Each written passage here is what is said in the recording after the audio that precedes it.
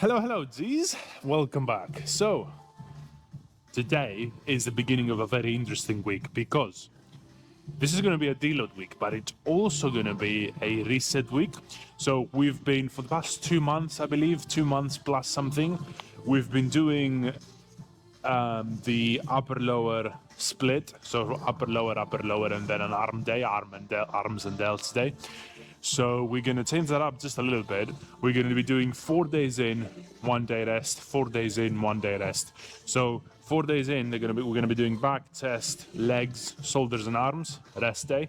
Back, chest, legs, shoulders and arms, rest day. I've never done this before, but I saw it online from a very good bodybuilder, a very good old bodybuilder. So I was like, this might be a good time to give it a shot, because why not? It sounds very interesting, like training 4 days with a day out and then training 4 days again. It's like I'm hitting its muscle twice a week, but not really, if this makes sense, because we're training 4 days, the 5th day is a rest day, and then you go 4 days again. So I guess in a span of 10 days, we do hit its muscle twice a week. It's good enough, right? So we're going to be hitting back twice, chest twice, legs twice, and then arms and delts twice. So it's going to be, I guess, arms and delts maybe not twice, but you see what I mean? It's going to be interesting is what I'm trying to say. So here, what happens today, it's going to be a deload week, usual stuff. We're pretty much going to cut everything in half. So half the number of sets, half the number of reps, half the weight. The only thing that we're not going to cut in half is the range of motion, obviously. But other than that, everything is cut in half, weight, reps, sets. This is going to be an easy and very quick week. I expect the videos to be very, very quick. But look, we have 60 kilos on. We're going to start the incline. This is the way that I'm actually going to use. We're going to do 2 sets. I'm going to make sure that I control the weight as much as possible, very slow and eccentric. Deload weeks are excellent for technique improvements.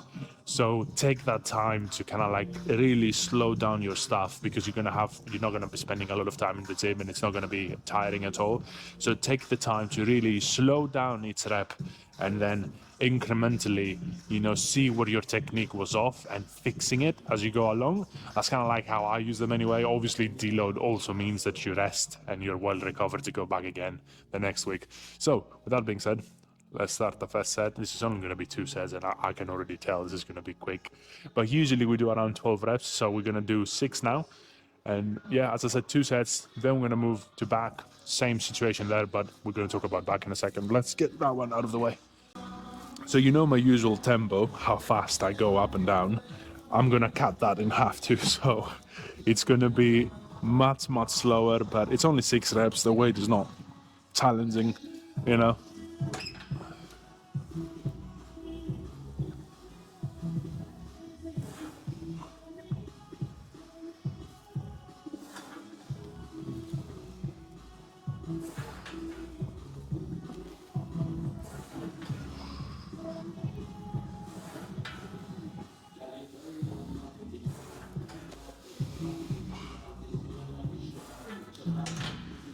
That's set number 1 done. All right, we're gonna get into the second set. The other thing is you don't have to waste a lot of time recovering in between sets. So again, these days are gonna be very, very quick, but that's fine. I might throw a little bit more volume at the end, so it's kind of like do shoulders, side lats specifically. Why not? I think that's a good idea, but we'll find out. Let's do the second set.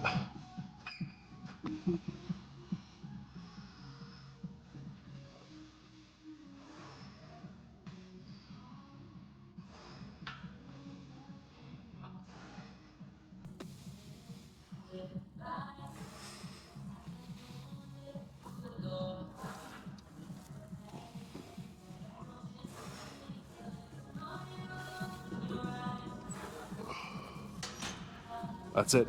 That's exercise done. This is no joke, by the way. That's exercise done. That's how you should be doing a deload week. A lot of people think that you need to take the week entirely off. You don't. You can still come to the gym and just pretty much cut everything in half. As I said, reps, sets, and weight. Don't cut the range of motion in half, but cut the tempo in half also, so it's a lot slower. That will allow you to focus on your technique more, and obviously fix it if it needs fixing. But yeah, don't come to the gym for a week. Just come in and do a deload week. It's much, much better than not doing anything. So we're done here. We're gonna start the back, 2 sets over there, similar situation. It's going to be fairly easy and quick. And then we're going to do the second, we're going to begin the second phase of the workout. All right, so we're going to begin the back. We're going to do some close grip lat pull downs. I'm not going to say that this is half the weight of what we usually do, but it's, the reason is I did a warm up here with half the weight, and I was like, this is far too light. I still want some stimulus on my back, right? I don't just want to not have any. So it's not half, but it's not as much as we usually use. It's kind of like in between those 2 points. So we're going to rep that one out. We're going to do approximately 6 reps, and that should be good enough. So let's start the first one and then do the second one fairly quickly, straight after that, really, and then move on.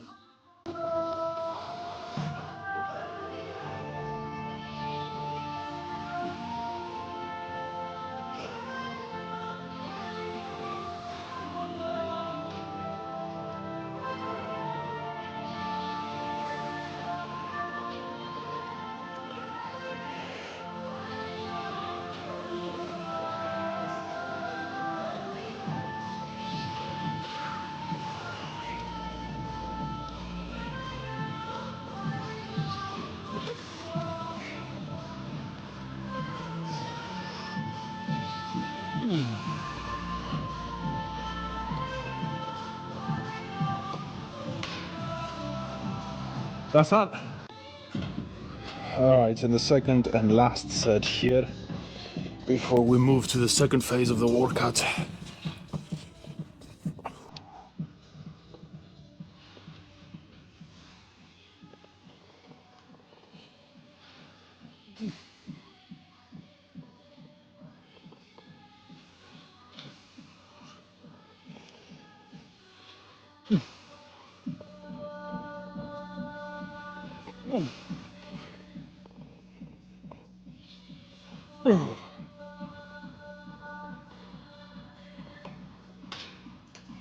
Not bad. Right, so now we're going to adopt a rather wider grip. So we're going to use the Maca grips for that. And we're going to do rows, essentially, cable rows.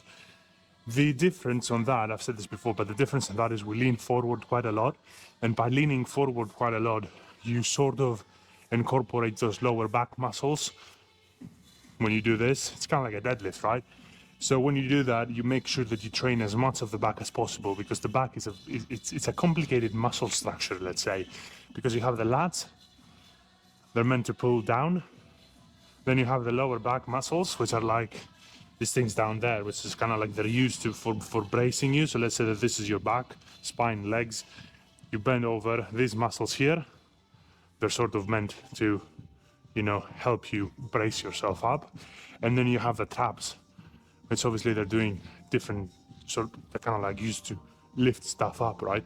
So it's, you have something that pulls down, something that pulls up, and then your lower back muscles, which they're used to kind of like brace you. All of these muscles do different things. That's why back is a bit complicated when it comes to training and the approach that you should be taking. But yeah, I mean, this exercise, man, it's probably one of the best exercises for that, because it trains lower back the way that I do it. It trains lower back. It trains your side lats, because, you know, you get the stretch. It trains upper back and lower traps too. Not really your upper traps, but you can't have it all. But this comes pretty close at having it all, so that's why we're choosing it and that's why we're doing it.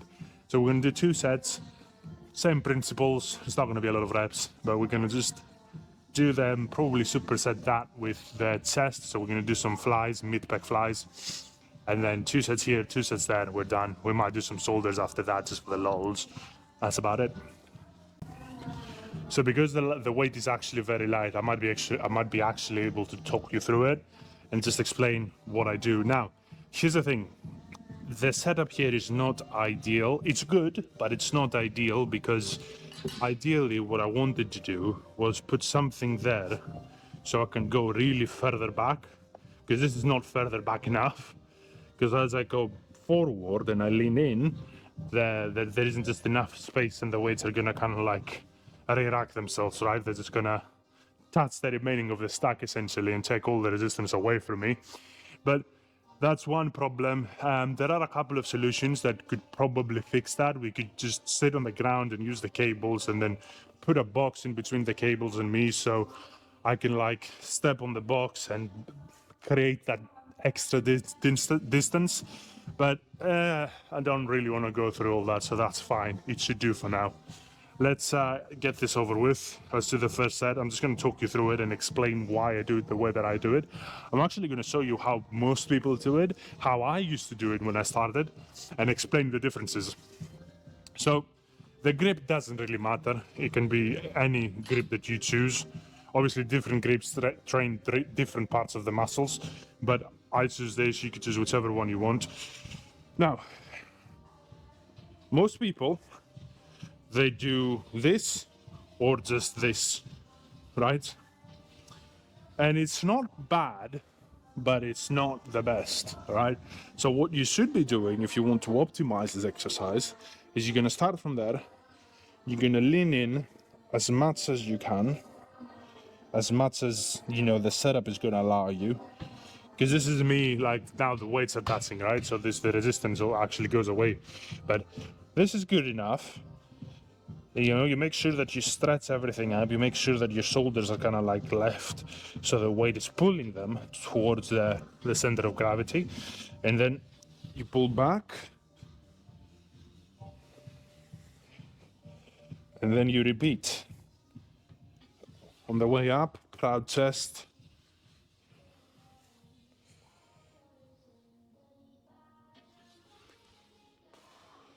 There we go. And on the way down at the extended position, make sure you literally just allow your back.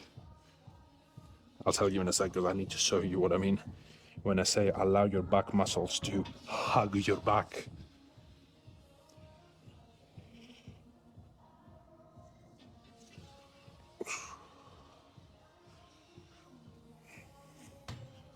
That's good enough. So what I mean is, on the way down, at the bottom end of the race, as you go back, you should be thinking that your back muscles are literally just hugging your back. And the more you allow that weight to pull your arms, the more they stretch and the more they kind of like wrap around your back. And it's kind of like, I think this is the best way that I can explain it. But it's, you have to like visualize this in your brain, right? As you go back and you allow the weight, you allow your arms to be pulled by the weight, right? Because there's nothing going on in the muscles, on the biceps. There's nothing going on anywhere else other than the back, all the back, lower, all the way to the top. So you lock your arms out like this, and then you just allow the weight to pull your arms, literally pull your shoulder forward, so your back muscles can do this, right? Imagine this. They just hug your back. That's kind of like my cue. But that's pretty much the exercise. So we're gonna do some pec flies now, mid pec flies. We're gonna come back here, and then we're gonna come back to the chest, and then that's gonna be it. Again, I might do some shoulders, but that's to be decided. Right, so pec flies. A lot of people are actually doing them wrong too, which I guess shouldn't really come as a surprise because people do not train properly for hypertrophy because they don't pay attention to the eccentric and really their technique is off because they don't stretch their muscles as much as possible. So a lot of people, what they'll do is they will have a flat back on the bends. They're not going to go back here. They're going to stop here. And then they're just going to do these reps, right? Here's a better way to do it. Arch your back quite a lot, right? So the only part of your back that's going to be touching the bends is your upper back, and then really stretch your chest, and then come in. Try to have your elbows on a fixed position so you don't like to use biceps to lift the weight, to move the weight. All right, that's pretty much it. There you go. You stretch, you bring them together. Elbows at a fixed position, slightly bent, but at a fixed position. That's the important part.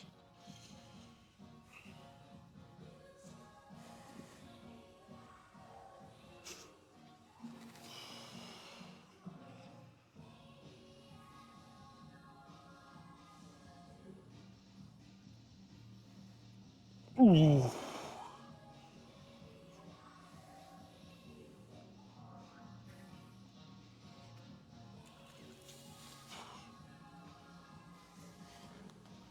That's it. I really like those deload days, guys, because I can actually talk through while I do the exercise because the weight is not challenging. And I can give you some form cues, which I think they're very, very important. So with that being done, we're now going to go back. We're going to do the last set for back. Then we're going to come back here, do the last set for chest. And then probably just do 2 sets of side lats, because why not? I'm just going to give you the same form cues because it's fun, right? So here you are. You go down.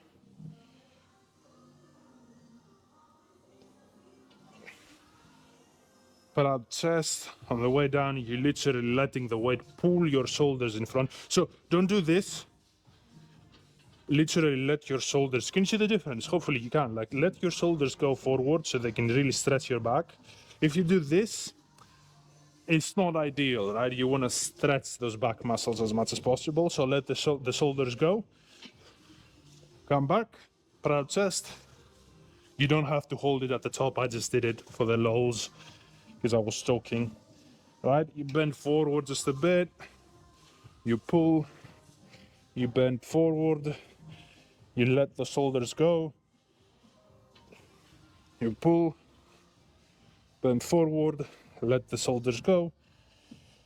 Let that back stretch.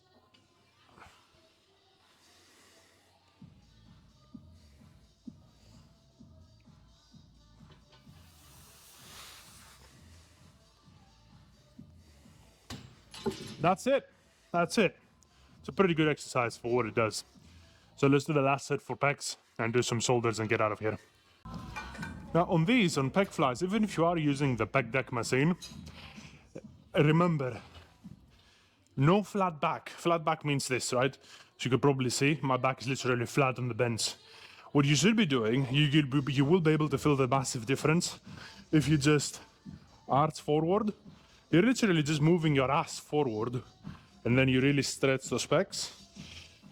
Bosh. And then you just bring those together.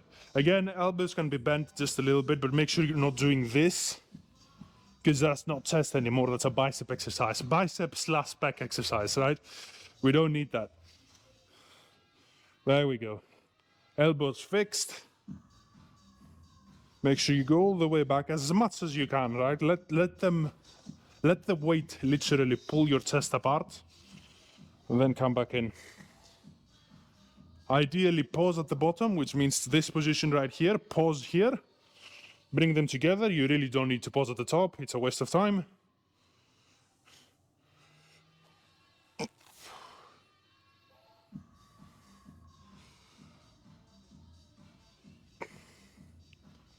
Done.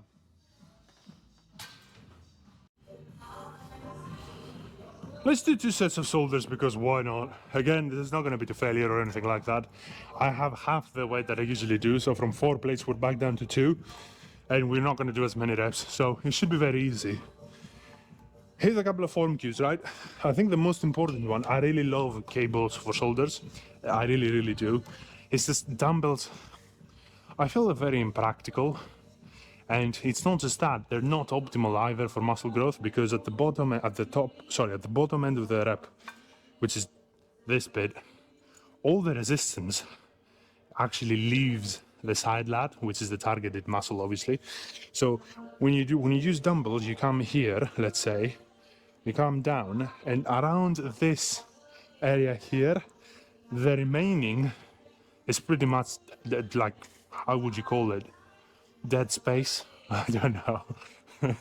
No, it's not called dead space. What is it called?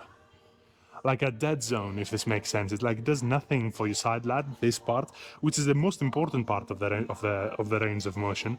So you're literally not optimizing for muscle growth if you are doing it that way. So you should be. This is why I use cables, because the cables take care of that. But a couple of form keys for cables. One, the cables have to be around hip height. The reason is that the moment you have all the resistance on you, you create a 90-degree angle between the cable and your arm, which means that all the resistance stays on your side lat at all times. Furthermore, what you can do is grab this and tilt away from the weight, which then creates even more of a range of motion at the bottom end, which is again what we're looking for. And the other thing, So when you're training shoulders, if your thumb comes up first, it's front delt, right? You can see it.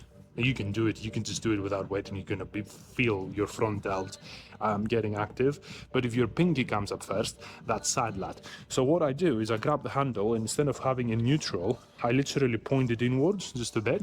So when I grab it and I go up, pinky will always come first, right? It's very hard to do thumb. Thumb is actually the other way around, right? So point it inwards like that. So thumb comes up first. So sorry, pinky comes up first. So let's do the first set. See what this looks like. Again, you tilt away. There we go. Now we have all these extra range of motion. We go up, pinky first, because of the handle. Extra range of motion. We go up, control the eccentric. Obviously, that goes without saying. We go up. There we go.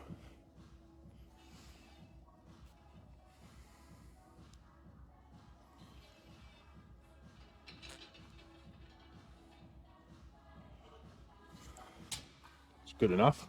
Let's do the other side as well. Again, same principle. The handle points inwards. You grab this, you tilt away from the weight, so you can create that extra range of motion. And you come up. Control the eccentric.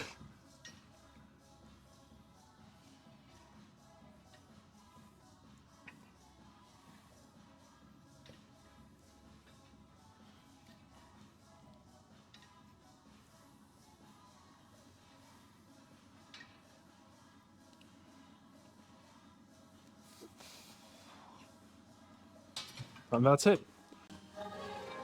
Right, final set for the day. I have a very, it's not a very nice pump, but I have a pump, which is nice because I didn't really do anything. But it's, yeah, I think that's the best part about this ride. You come in, you don't really train hard, you still get a pump. Versus, what's the alternative? Stay home for the deload week, or for the week off, or for a week off instead of doing a deload week. Just come in and do this. It's way more fun. Trust me, it's way easier. It's way quicker. Just come in and do it. It's pretty fun. So yeah, we're gonna do the last set for the day. We're gonna call it the day after that, and then tomorrow we have legs and shoulders again. Obviously.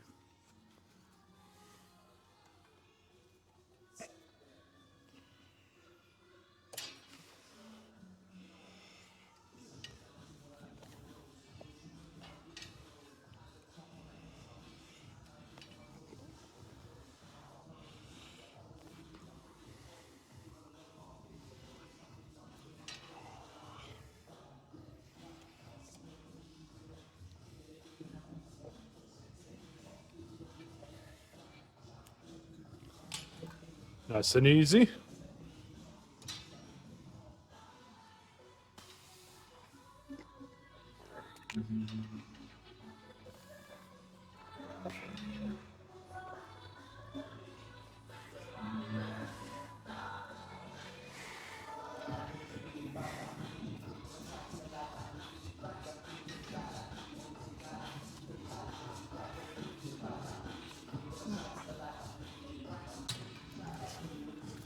And we're done. It feels weird, I'm not gonna lie, but at the same time it feels so good, so I can't complain. So I'm gonna see you tomorrow with some legs, and we're gonna do some shoulders in the beginning. Typical stuff, side lats, rear delts, and then straight to legs. But that's gonna be it. So see you tomorrow. Until then, peace, and I am out.